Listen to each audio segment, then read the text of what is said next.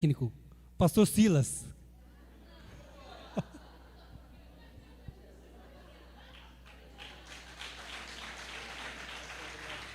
Glória a Deus. E eu falei para ele, Silas, pois é, o Senhor mandou ele lá em casa. Aí eu falei assim, Silas, vai lá conhecer a igreja. Não, eu vou, pastor. Aí ele veio, irmãos, não saiu mais. Ele, a Simone, sua esposa, se envolveu no ministério, fez o curso de ética cristã também. Irmãos, e graças a Deus, o pastor Silas está aqui conosco para ministrar uma palavra. Homem de Deus, mulher de Deus, esse casal abençoado, os filhos. Ele também está babando com o netinho que chegou. E eu quero agradecer a Deus pela vida do pastor Silas. E o Senhor vai usá-lo hoje para falar conosco uma palavra, não aquilo que você quer ouvir, nem eu quero ouvir, mas a palavra que Deus colocou na boca do servo dele para ministrar o nosso coração. Vamos receber o servo do Senhor aplaudindo a Deus em nome de Jesus.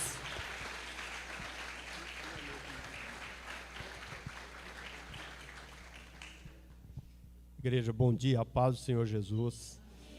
Para mim é uma honra, quero agradecer a Deus por essa oportunidade, agradecer ao pastor Jaime pela confiança e que o Senhor venha nos abençoar grandemente nessa manhã. Amém?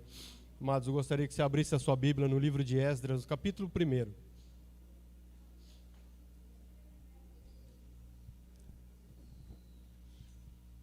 Quem for achando, vai se colocando de pé para a gente fazer a leitura em reverência da palavra do Senhor.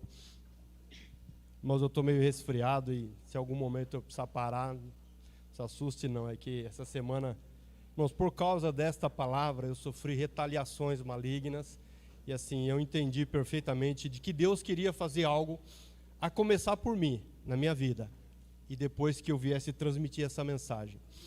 A palavra de Deus diz em Lucas 6:45, o homem bom do bom tesouro do teu coração tira o bem, o homem mau do mau tesouro do teu coração tira o mal, porque da abundância do coração fala a boca.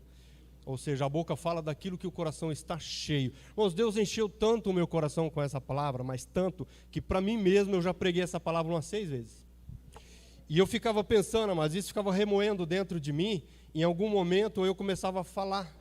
Um dia minha esposa, eu estava lavando louça. Maridos, amém? Eu estava lavando louça e eu estava falando alto e ela falou, você está falando sozinho? Eu falei, não, eu estou pregando.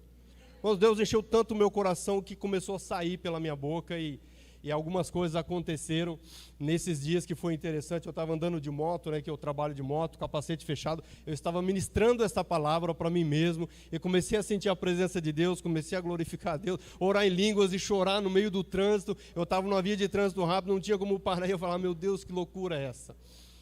Mas a palavra da cruz é loucura para os que perecem, para nós é poder de Deus, amém?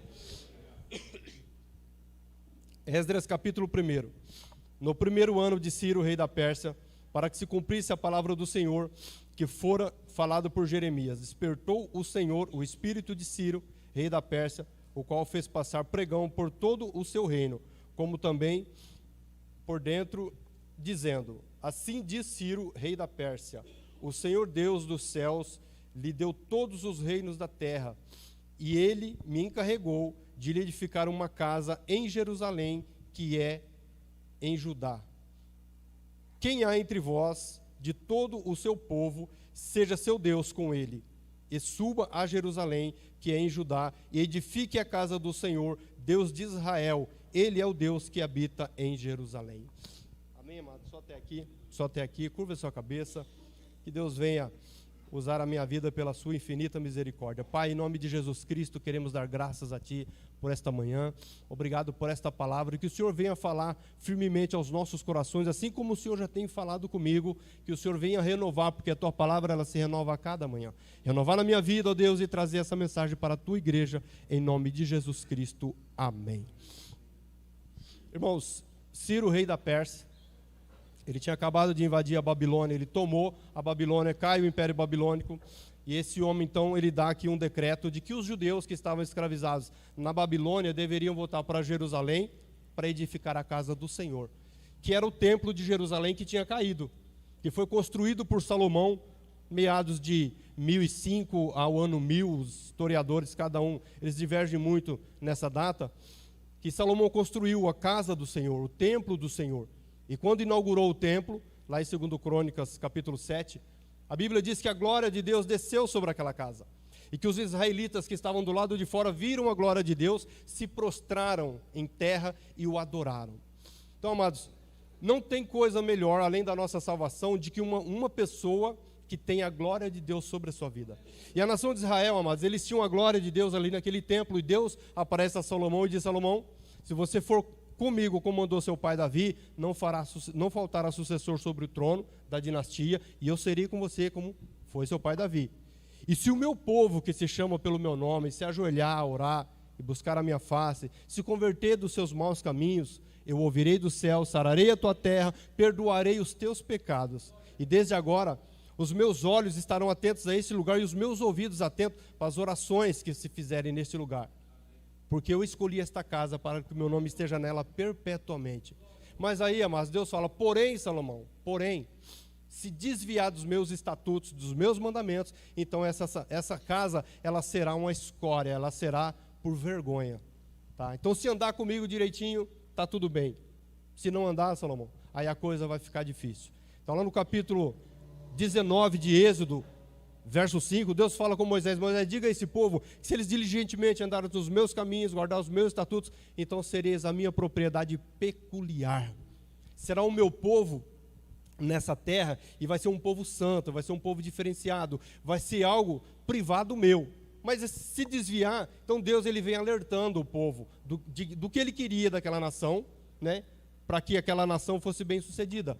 E aí no Pentateuco, você vê, vira e mexe Deus falando com o povo de Israel: eu quero exclusividade, eu quero um povo santo, eu quero um povo separado. Mas vira e mexe eles desviavam. Mas e Salomão, infelizmente, o abençoado Salomão, foi o primeiro.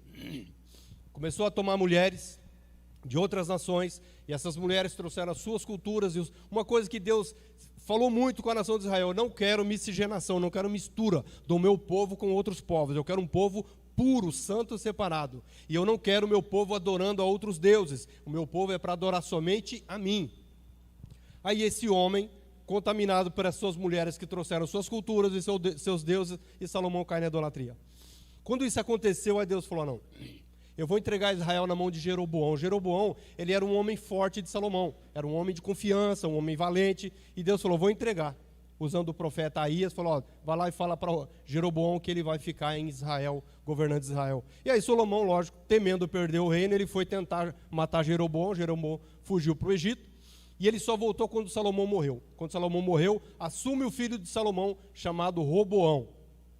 E esse Jeroboão mobilizou um grupo para ir lá negociar com ele, porque Salomão tinha colocado pesados impostos sobre a nação de Israel para ostentar toda a sua glória. E eles foram negociar para baixar os impostos, não teve negócio, e esse homem então, ele com esse grupo se rebelou, e ele foi nomeado rei em Israel, e ali ficou dividida essa nação, o reino do norte e o reino do sul. O reino do norte ficaram 10 tribos com Jeroboão, e ele governava de Samaria. Jeroboão não tinha nada a ver com a dinastia, não tinha sangue real, e Deus falou: por amor a Davi eu vou manter a casa de Judá, a linhagem de Davi vai ficar em Judá, e governando em Jerusalém mais meia tribo de Benjamim. Mas se você vai ver a história dos reis, os reis de Israel, todos fizeram o que é mal aos olhos do Senhor, todos, nenhum foi aprovado. Até o reinado do rei Osés, que Deus então entregou na mão dos assírios, e ali acaba o reino do norte. A Bíblia diz que uma nação, um reino dividido, ele vai deixar de existir. Foi o que aconteceu com Israel, ficou dividido, um reino dividido. Então Israel não existiu mais, agora ficou só Judá e Jerusalém da linhagem de Davi. Na linhagem de Davi, os reis andaram um pouco melhor, mas de vez em quando algum saía da linha, Deus ia lá e puxava, até que chegou um rei chamado Manassés. Mas para quem não conhece a história, depois você lê lá o livro dos reis, o que esse homem fez. Ele colocou ídolos dentro da casa de Deus, onde estava a glória de Deus. Ele colocou ídolos e ofereceu os seus filhos em sacrifício a um deus Moloque, chamado Moloque, um deus pagão. Aí Deus falou: chega, acabou, a minha paciência esgotou. A Bíblia diz que Deus é longânimo e tardio em irar-se. E a longanimidade de Deus, amados, foram de Roboão até o exílio da Babilônia, foram 344 anos. Deus tentando trazer esse povo para o lugar, para os eixos, para onde Ele queria, no propósito dEle. Então, amados, essa palavra Deus colocou no meu coração, não é nem falar de pessoas que se desviaram, que caíram da fé, não. É pessoas que estão dentro da casa de Deus, mas perdeu o foco. saiu do foco, saiu do projeto de Deus. Então Deus colocou no meu coração, chegou o tempo, chegou a hora de reconstruir.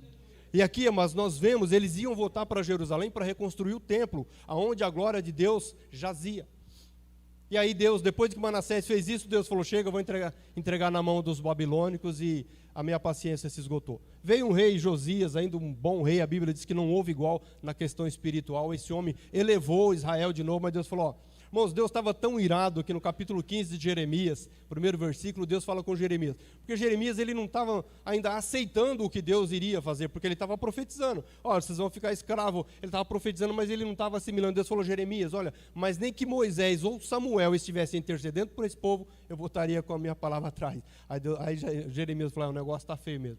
Mas enfim, lá por volta do ano de 605 a.C., então Nabucodonosor vem, ele vem em 3 etapas, ele vem, pega um grupo de judeus, leva para a Babilônia, depois ele volta a segunda vez, mais um grupo de judeus, e leva para a Babilônia. Na terceira vinda, Nebuzaradã, que era o chefe da guarda, ele vem então a Jerusalém, bota fogo na cidade, derruba os muros da cidade, derruba o templo, tira o ouro e todos os utensílios da casa de Deus e leva para a Babilônia. E ali eles ficaram escravizados 70 anos. Irmãos, o salmista que escreveu o Salmo 137, nossa professora depois pode até me auxiliar, eu pesquisei, mas eles não dão assim, o autor do Salmo 137, não tem uma pessoa, olha, que nem o Salmo 23, não, esse foi Davi que escreveu, todo mundo tem essa certeza. O Salmo 137 não, uns atribuem a Esdras, outros a Neemias, outros a Jeremias, a Daniel e por aí vai. Mas o salmista que escreve o Salmo 137, ele escreve com propriedade, ele sabia o que estava escrevendo. E diz lá no Salmo 137, junto aos rios da Babilônia, ali nos assentamos e choramos quando lembrávamos de Sião. E nos salgueiros que há no meio dela penduramos as nossas harpas. Então aqueles que nos oprimiam pediam uma canção. Aqueles que nos levaram cativo pediam que nós os alegrássemos com uma canção de Sião. Mas como faremos em terra estranha, em terra distante? Irmão, sabe o que eu vejo aqui? Um povo que Deus deu talento para construir um instrumento, que deu o dom para louvar, para fazer as letras, os louvores e louvar a Deus, não fizeram. Agora eles estão na Babilônia e estão sentindo saudade. Eles estão sentindo falta. Irmãos, é exatamente isso que acontece na nossa vida quando nós fugimos do foco. Quando a glória de Deus não é mais a mesma, as coisas perdem o gosto, perdem o sabor. Aquele que louvava com tanto gosto, com tanto prazer, hoje já não tem mais o mesmo prazer. Aquele que pregava com tanta eloquência, com tanta firmeza, hoje já não tem mais o gosto. Mas como eu vou fazer? Eu estou distante de Jerusalém. Jerusalém é a cidade do grande rei. Jerusalém, amados, é o lugar da presença de Deus. E isso, a nação de Israel pecou gravemente, por isso eles estavam distante de Jerusalém, distante da glória de Deus, mas no nosso caso não é nem questão de pecado ou não, amados, é por conta de situações que nós passamos, decepções, foi falado aqui a semana passada, pessoas sofrem decepções, amados, e ela acaba se retraindo e declínio na vida espiritual, pessoas que sofrem injustiças, quantos cristãos, quantos servos de Deus, que são injustiçados dentro de ministérios, dentro de igreja, mas e aí a glória de Deus se vai, e a pessoa, ela não quer mais saber daquilo.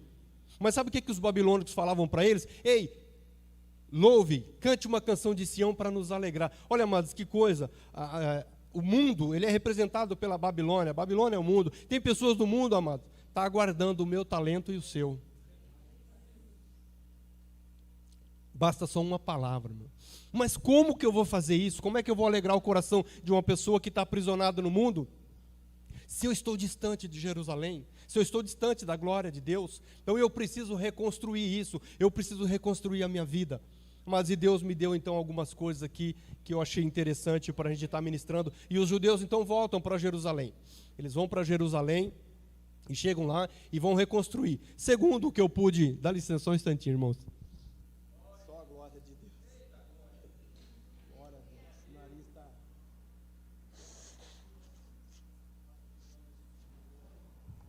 Glória a Deus, mas isso não irá atrapalhar. E aí, amados, eles voltam para reconstruir o templo, para reconstruir a casa onde estava a glória de Deus. Então a reconstrução, amados, é a minha vida e a sua. Deus quer que nós voltemos onde nós estávamos, de onde não deveríamos ter saído. Mas por algum motivo ou outro saímos. Desanimamos, falar, não, chega, eu estou cansado, sofri muito, chorei demais, me injustiçaram demais, e por aí vai. E aí eles voltam para reconstruir o templo. cerca de 50 mil judeus. Sabe o que eles fazem, mano? Vamos fazer um mutirão, vamos reconstruir o templo. Aí vem um sacerdote chamado Jesuá. Mas olha que interessante, esse homem chegou, a primeira coisa que ele fez, ele construiu um altar. Para que é que servia o altar? Para fazer holocaustos, sacrifícios a Deus. E para que servia? Por expiação do pecado do povo. Mas a palavra de Deus diz que nenhuma condenação há para aqueles que estão em Cristo Jesus. Não há mais condenação, o sacrifício já está feito. Glórias a Deus por isso. Então, a Bíblia diz, lá no profeta Samuel, né? Há tanto prazer no Senhor em que se obedeça do que fazer sacrifícios, porque o obedecer é melhor do que o sacrificar. E o sacrifício já está feito. Glórias a Deus. E para mim, amado, só resta obedecer. É só obedecer, tudo que Deus quer da minha vida. Então ele faz lá o holocausto. Agora, os judeus estavam 70 anos na Babilônia, estavam distantes de Deus, então aquilo serviu para quebrar aquela separação, Isaías 59, né? Há uma separação entre o homem e Deus quando entra o pecado. O nosso pecado causa separação entre nós e Deus. Então, por expiação do pecado do povo, agora nós vamos reconstruir o templo de Jerusalém. Agora, amados, se foi derrubado um templo, estava cheio de entulho. É natural, eu imagino que os babilônicos derrubaram o templo e não ia se preocupar em limpar o terreno. Destruíram e por lá ficou. E aí agora vamos retirar o entulho, né? Vamos fazer um mutirão para retirar o entulho, porque construir, edificar alguma coisa no meio do entulho, não dá. Hoje em dia a gente vê as pessoas que constroem e derrubam a casa, lógico, o maquinário vai lá, derruba com um dia, tira todo o entulho e o terreno está limpo. Mas imagine naquela época. Então vamos remover o entulho. Mas esse entulho eu quero trazer para a nossa vida hoje. Então, para eu reconstruir a minha vida, amados, para você reconstruir a tua vida, olhe, faça uma leitura na sua vida. O que é que precisa ser removido? O que é que está atrapalhando eu edificar a minha vida? Porque muitas vezes a vida, amados, ela é oscilante, ela sobe espiritual, sobe, desce, mantém, sobe, desce. E não consegue manter uma linha, um padrão. Mas por que isso acontece? Talvez porque esteja sem estrutura. Mas por que não tem estrutura? Porque tem alguma coisa atrapalhando. E essa alguma coisa, mas é a critério de cada um olhar para si e falar, Deus, o que há na minha vida, meu Pai, que está me atrapalhando? A única pessoa que pode entender isso sou eu mesmo, ou você mesmo. Olhar para Deus, tem alguma coisa na minha vida que está atrapalhando a minha vida. Mas eu quero falar aqui do maior entulho que existe, que tem atrapalhado a vida de milhares e centenas de pessoas. E eu falo isso com propriedade e falo porque eu tenho visto por onde eu tenho andado. E esse entulho que tem atrapalhado a vida de pessoas se chama mágoa, ressentimentos, falta de perdão. O que tem de gente, amados, com a vida atrapalhada, sofrendo, porque ele não consegue perdoar. Passou situações, foi ofendido, foi maltratado e guardou aquele sentimento no coração e ela não consegue liberar o perdão e aquilo se tornou um entulho. E como é que o Espírito Santo vai edificar uma vida espiritual em cima de um coração que está sujo, que está com entulho, que está com esse tipo de problema, com ressentimento, com mágoa, com raiva? Eu ouvi uma ilustração uma vez que eu achei muito interessante e eu quero replicar ela aqui. O altar do Senhor é santo, amém? É santo. Compra uma peça de picanha, carne nobre, coloca aqui. Amanhã quando você chegar aqui, ela está escura e com moscas, não sei de onde vem, mas vem, cheio de moscas. A gente limpa a carne, passa um vinagre ou alguma coisa, limpa o lugar, joga o inseticida na mosca, mata, joga no lixo e vai embora. Na terça-feira você volta aqui, as moscas estão aqui de novo. Você mata a infeliz, a carne está escurecida, você limpa, na quarta-feira a carne já vai estar cheirando mal, e as moscas. Então, mas o que isso representa na vida espiritual? Essas moscas são ações demoníacas. Então tem crente que passa a vida inteira espantando mosca. Ao invés dele tirar aquilo que está podre, ele fica espantando mosca. Pastor, ora por mim. Ora, a oração espanta o demônio vai embora, a ação maligna vai embora, mas volta. Por quê? Porque a casa está adornada, está suja, tem um coração sujo, tem um coração aqui que tem uma carne que está tá ruim esse coração. Eu vi, não sei se os mais antigos, tinha um cantor chamado Raul Seixas, que ele tinha uma música que falava da mosca na sopa. E o parceiro dele que escrevia as letras, que era o Paulo Coelho, que ele se diz um dos maiores bruxos do Brasil, e perguntaram para ele nessa entrevista que eu estava vendo, o que significa essa letra, o que está dizendo essa letra? E sabe o que ele falou com risos? Isso são demônios. Olha o que esse homem falou, um bruxo falou, isso são demônios. Você espanta, mas volta, espanta, mas volta. Olha só, amados.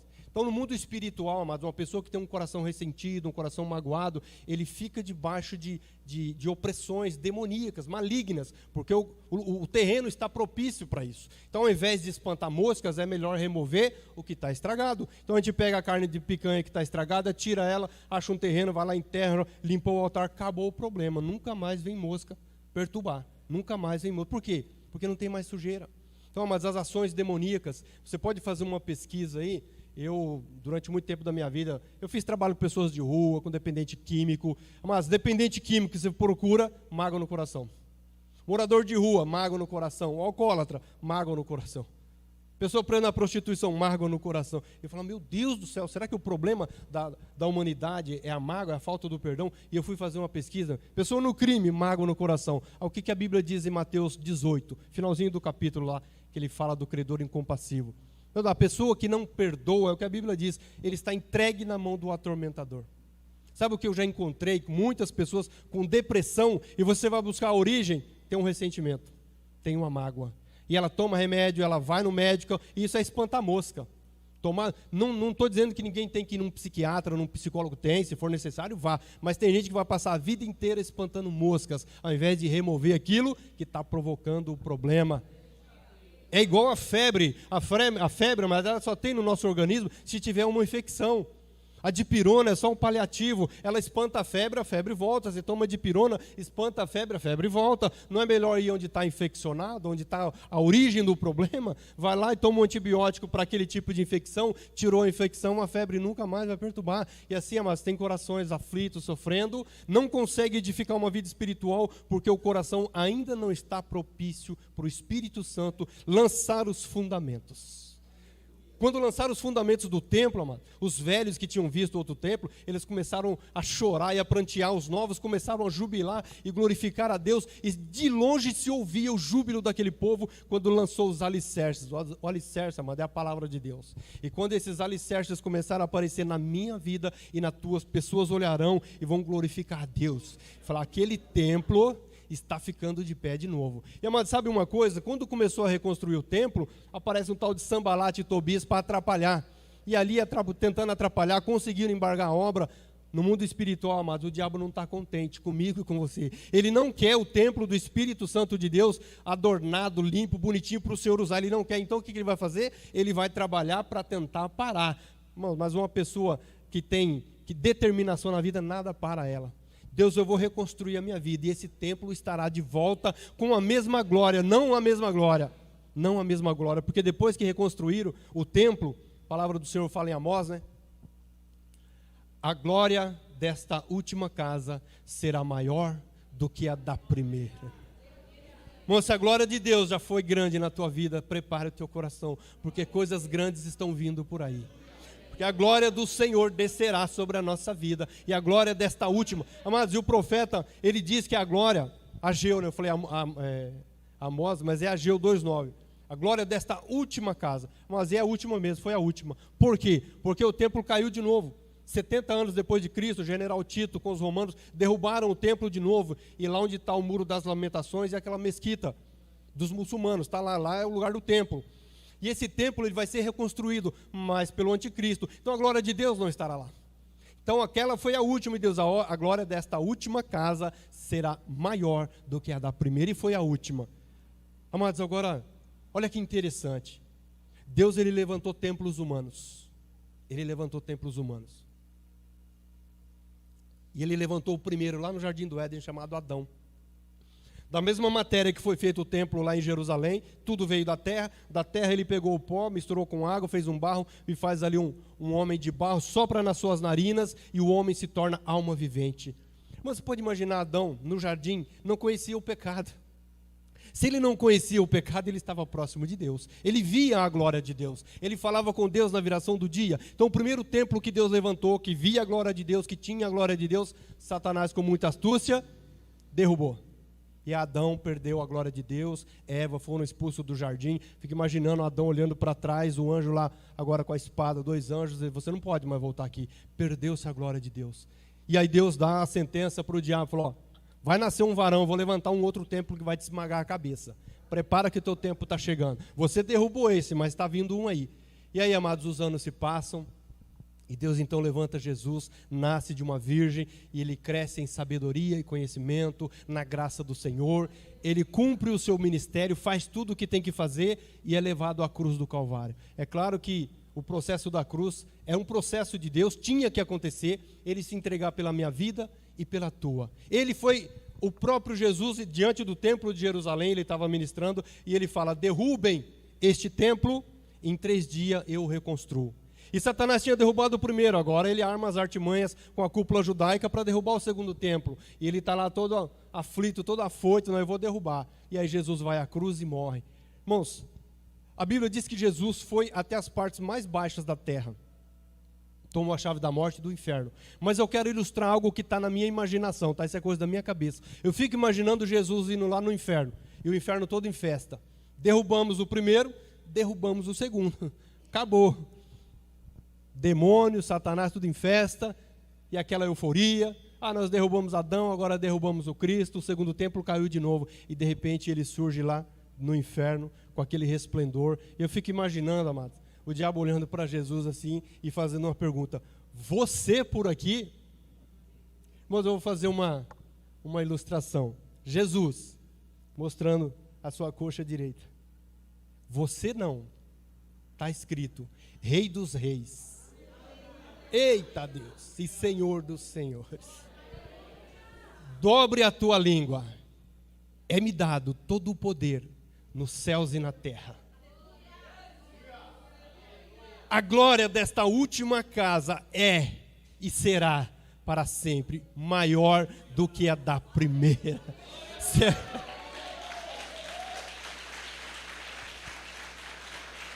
Eu fico imaginando, amado. Você lembra daquele Satanás que foi dito para você que ele esmagaria a cabeça? Sou eu. Sou eu. Esse templo você não derruba. Esse aqui não cai, Satanás. Esse aqui não tem. Esse aqui é para a eternidade. E ele ressurge glorioso. Ele ressurge poderoso, Rei dos Reis, Senhor dos Senhores. E aí esse Senhor começa a dar palavras, amados, para mim e para você. Aqueles que são meus, o mal não lhe toca, e ninguém os arrancará das minhas mãos. Aquele que é meu, eu farei dele templo do Espírito Santo de Deus. Mas eu quero dizer para mim e para você, a partir de hoje, amados, a partir de agora, a nossa história começa a ser mudada. A nossa vida começa a ser mudada, porque esse templo, ele vai ser colocado de pé de novo. Eita Deus! E a glória desta última casa será maior. Maior, maior. Aquele que viu a primeira casa, quando ver de novo a glória sobre a minha e sobre a sua vida, vão até se espantar. Falar: não acredito que ele está de pé de novo, que ela está de pé de novo. Pois é, a glória de Deus vai encher esse templo que é a minha vida e a tua vida. E a partir daí, amados, Satanás nenhum vai perturbar mais, demônio nenhum vai perturbar mais, porque a glória de Deus se estabelecerá sobre a nossa vida, para que a gente faça aquilo que ele quer que façamos, aquilo que nós deixamos para trás, aquilo que deixamos de fazer. Por quê? Porque a glória de Deus um dia, em algum momento, ela se foi.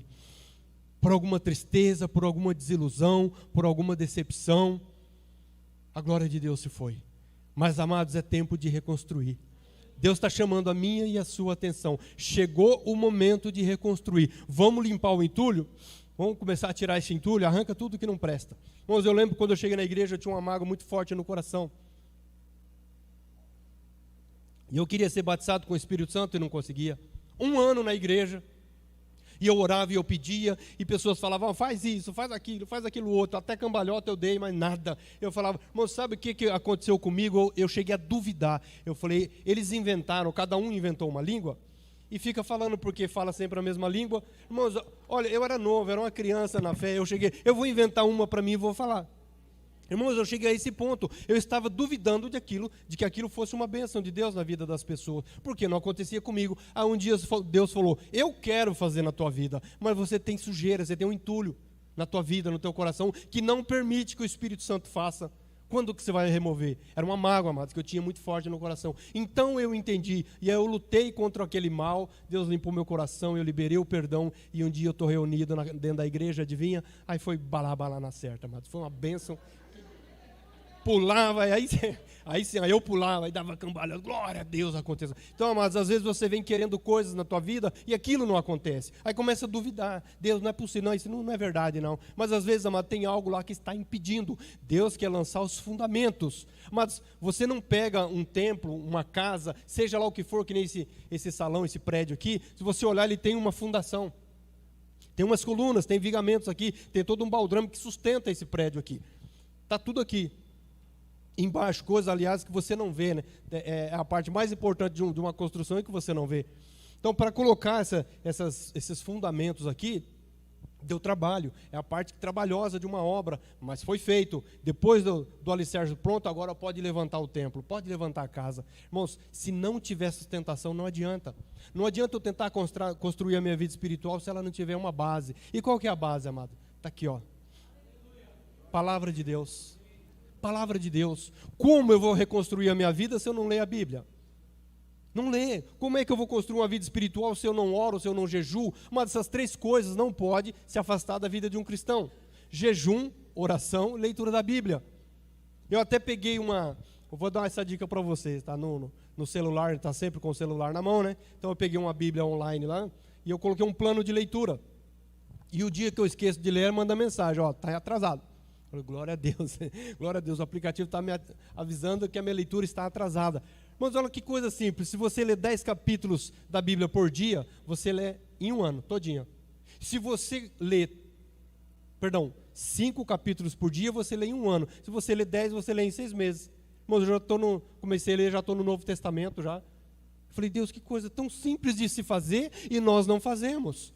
Nós não lemos, então não tem como eu edificar a minha vida espiritual, amados, se não tiver a base que é a palavra de Deus. Se não tiver o jejum, se não tiver a oração, se não tiver o perdão. Então, Deus, Ele quer, amados, que a gente cumpra o protocolo dEle. Imagina, chegou lá em Israel, os sacerdotes, os escribas, as pessoas que tinham comunhão com Deus, era eles que determinavam como se ia reconstruir o templo. Mas eu não posso fazer do meu jeito? Irmãos, não dá, do meu jeito não dá. Por quê? Se o meu jeito funcionasse, eu não teria que reconstruir. Se o jeito do homem funcionasse, não teria que reconstruir. Então tem que ser do jeito de Deus.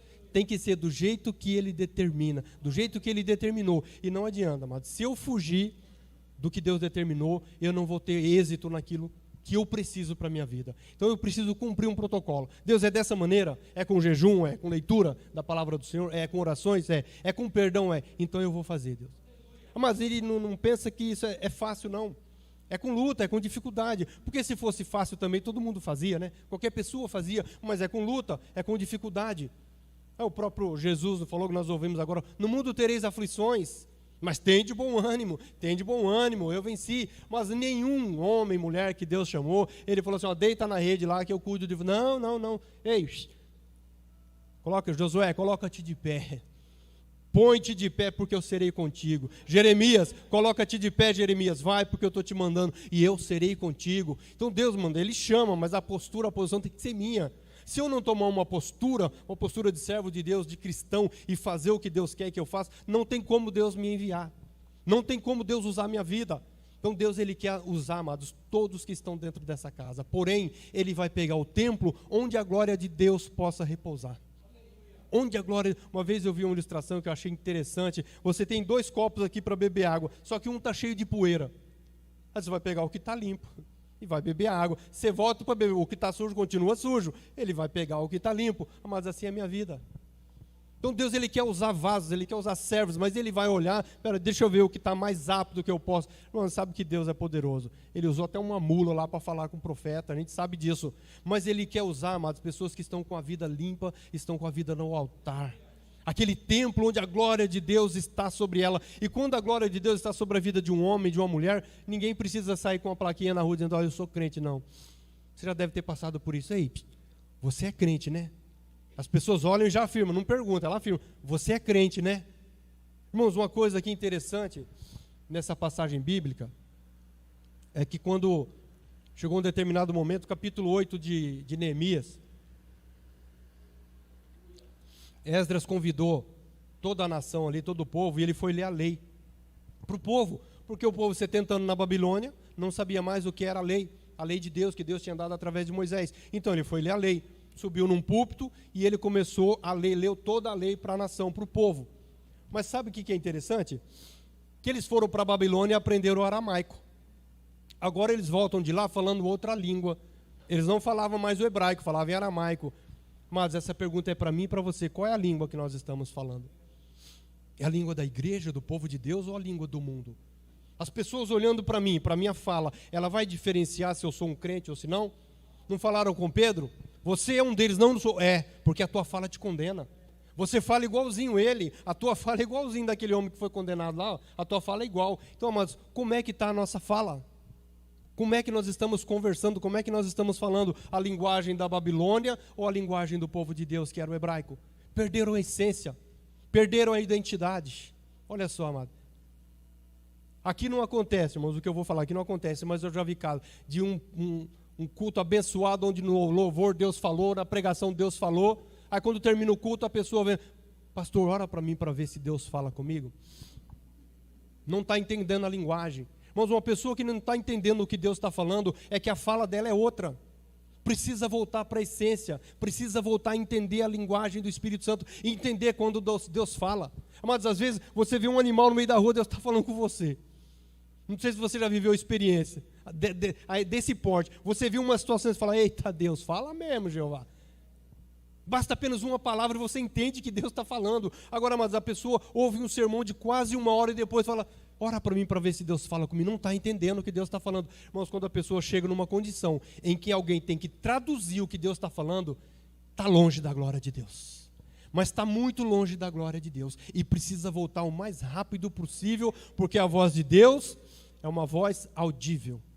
Eu ouvi isso há poucos dias atrás e eu achei isso tremendo. A voz de Deus, a palavra de Deus, ela é audível e fácil de discernir. Um lugar a Bíblia diz que é como o som de muitas águas. Em outro a Bíblia diz que é como o som de trovão. Irmão, se der um trovão aqui, ó, que barulho é esse? Todo mundo é trovão. A voz de Deus, ela é fácil de discernir. Deu um trovão. Se vendarem os seus olhos e levar numa cachoeira ou do lado do mar, na hora que sair lá de dentro do carro, opa, peraí, isso aqui é som de água. Isso aqui é som do mar, isso aqui é som de cachoeira. A voz de Deus, amado, se discerne no mundo espiritual com muita facilidade. Mas aquele que a glória de Deus está um pouco longe, ele vai ter dificuldade de discernir se é Deus que está falando ou se não é. Está cocheando em dois pensamentos, não está entendendo a linguagem. Então é preciso voltar à essência, reconstruir a nossa vida, para que a glória de Deus volte, para que a gente não tenha mais que ter tradutor quando Deus falar com a gente. Para que a gente não fique buscando um e outro, para que Deus venha falar. Bastou abrir a Bíblia, opa, Deus está falando comigo. Bastou dobrar o joelho, opa, Deus está falando comigo. Começou o louvor, eita Deus, é para mim essa palavra, o Senhor está falando comigo. Mas é fácil de entender. Mas a nação de Israel perdeu a essência, perdeu a identidade, falava uma outra língua, agora teve que traduzir a lei de Deus. Amados, a palavra de Deus, ela não tem que ser traduzida nem para mim e nem para você. Basta Deus dizer uma palavra, falar, é o Deus quem está falando. Mas às vezes são coisas tão inusitadas que vem vindo uma pessoa de lá para cá e fala, eita, papai vai falar comigo. Papai, e não dá outra, né? Daqui a pouco a pessoa começa a conversar e fala, eita Jesus amado. Outro dia eu estava, com o meu trabalho atendendo clientes da Leroy Merlin, fazer propaganda aqui.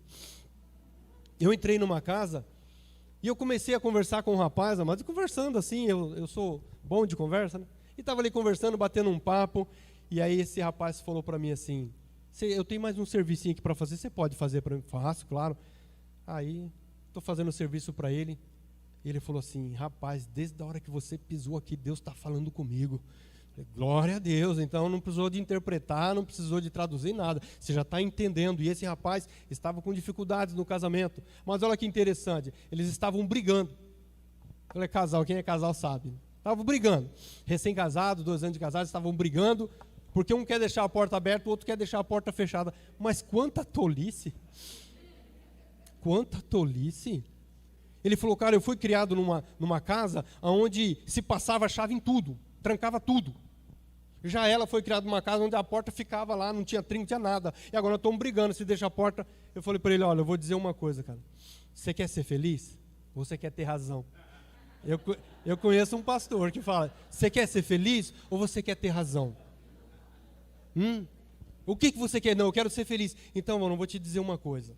Fere princípio? A ação dela ou dele, serve para os dois, tá? A ação dela ou dele fere o princípio? Não. Então larga para lá, colega. Então deixa isso para lá, irmão. Senão você vai ficar dando murro em ponta de faca. Quer deixar a porta aberta? Ah, deixa. Se o Senhor não guardar a casa, vão vigiar a sentinela mesmo, está tudo na mão de Deus. E aí, amados, quando eu fui embora, aquele rapaz falou, é uma pena que você não pode ficar mais aqui. É uma pena que você não pode.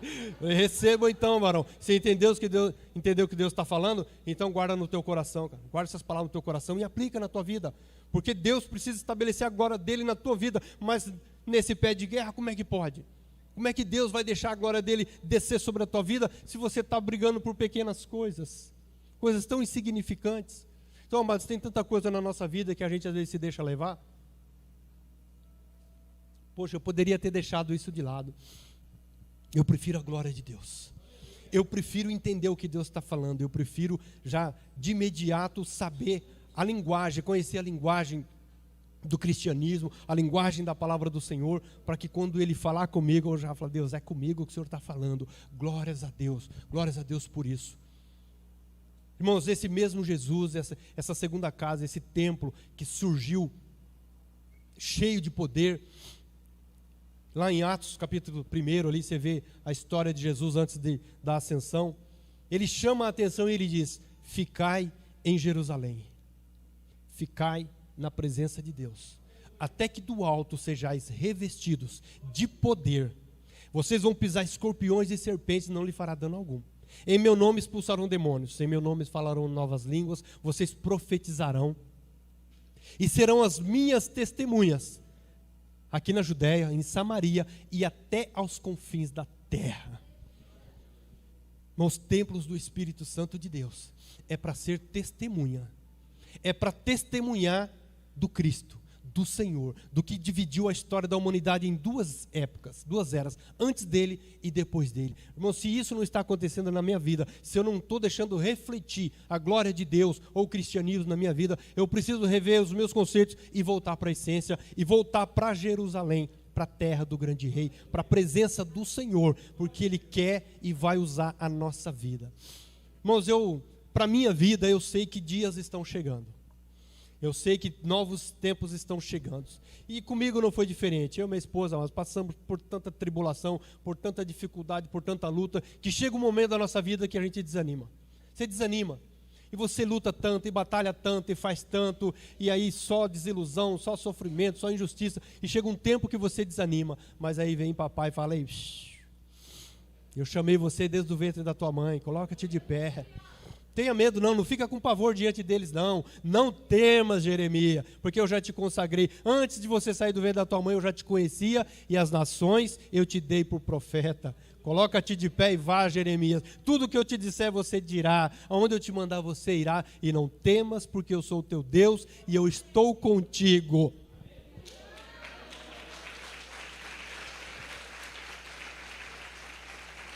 Essa palavra de Jeremias, amado, eu acho tão tremendo que eu vivo repetindo ela. Jeremias, eu vou fazer de você um muro de bronze, colunas de ferro. Ninguém vai poder derrubar. Você é mais do que vencedor. Amados, no livro do Apocalipse, esse mesmo Senhor que nos deu poder, nos deu autoridade e revelou para nós que nós passaríamos por lutas, por adversidade, Ele dá uma palavra que eu quero deixar essa palavra para você nessa manhã. Ao que vencer, eu farei dele uma coluna no templo do meu Deus. Sabe o que é coluna? Mas é o que sustenta peso. Essa casa aqui está cheia de colunas. Você pode derrubar as paredes, que ela continua de pé, porque as colunas dão sustentação. Quem sabe, mas Deus te chamou para ser coluna na casa de Deus, nesta casa, numa outra casa, dentro da tua família, no seu trabalho. E quem é coluna, amados, ele aguenta, ele toma cacetada. Quem é coluna, suporta. E Deus já nos escolheu para sermos coluna no templo de Deus. E aí ele termina dizendo, e do templo do meu Deus nunca mais sairá. Amém, amados? A glória da última casa será maior do que a primeira, na minha e na sua vida, e as palmas louvem ao Senhor, amém? Glórias a Deus por isso.